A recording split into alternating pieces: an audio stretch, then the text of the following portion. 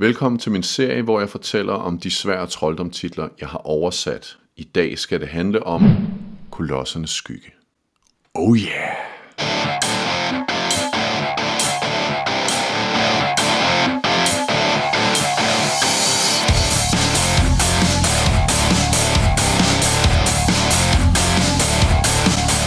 Kolossernes skygge er udgivet den 1. september 2022 i England i anledning af Fighting Fantasy-seriens 40-års jubilæum. Den udkom samme dag som Mysteriet i Salamonis af Steve Jackson, den anden af seriens opfindere og hovedforfattere.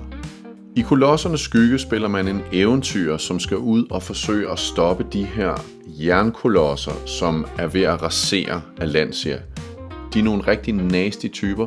De flår træer op med rode og tramper på folks huse og skubber til husene. Og prøv at se, den er faktisk fattig en der. Det har jeg ikke engang lavet med til før. Nice.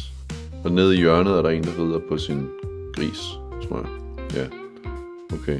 Kolossernes skygge er nummer 10 i svær trolddomsserien ved forlaget Faraos. Og nu skal vi lige have en rigtig god ting. I den sidste video, som jeg lavede sidste søndag, der fortalte jeg om Mysteriet i Salamonis.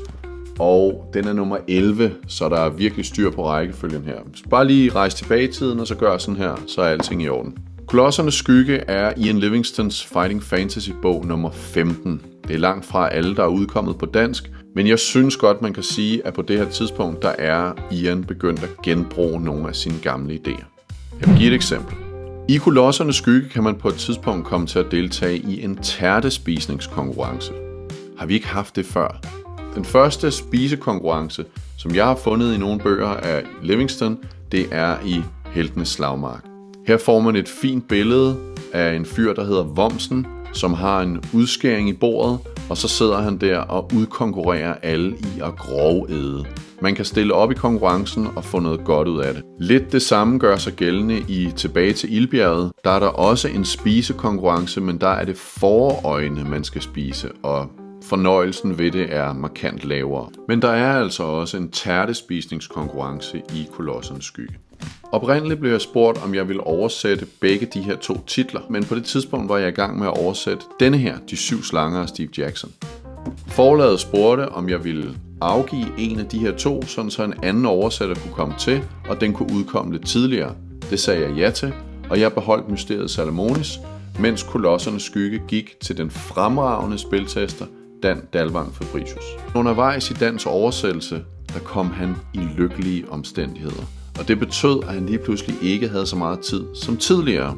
Derfor spurgte forlaget, om jeg ville oversætte resten af Dans udgave færdig. Da jeg fik filen, der gik det meget hurtigt op for mig, det her kommer ikke til at fungere. For det første, så skulle jeg lave resten af oversættelsen færdig. For det andet, så skulle jeg også redigere den færdig med hans fortællestemme og min fortællestemme.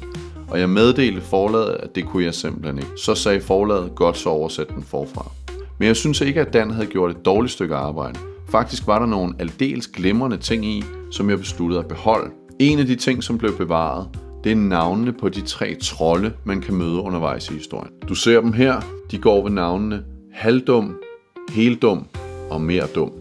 De her navne synes jeg simpelthen var så gode, dem skulle vi bevare. Også fordi Dan var jo lige blevet far, og så skulle han have lov til at navngive nogen i vores fælles baby. Dan, det er vores fælles baby! Her er en anden af Dans ting, som jeg bevarede mere eller mindre den oprindelige stand. Gyldne nøgler elsker jeg, og baconstykker og haresteg. Gyldne nøgler elsker jeg, og at vandre på den lige vej. Gyldne nøgler elsker jeg, og en mørbrætgryde kun til mig. Gyldne nøgler elsker jeg, og når livet bare er en leg. Jeg tror ikke, det var helt det, Dan skrev, men jeg kunne godt lide det med haresteg og mørbrætgryde. Det lyder bare super dansk. Men det er altså årsagen til, at hvis man kigger i kolofonen her i starten af bogen, så vil man kunne se, at der står redigeret af Dan Dalvang Fabricius og Christoffer Usman. Christoffer er jo forlagets redaktør, og Dan er så krediteret som redaktør eller medredaktør på den her udgivelse. Det var lidt om Kolossernes skygge. Den næste gang, der kigger vi på en vaskeægte klassiker, nemlig Ian Livingstons Dødens Labyrint.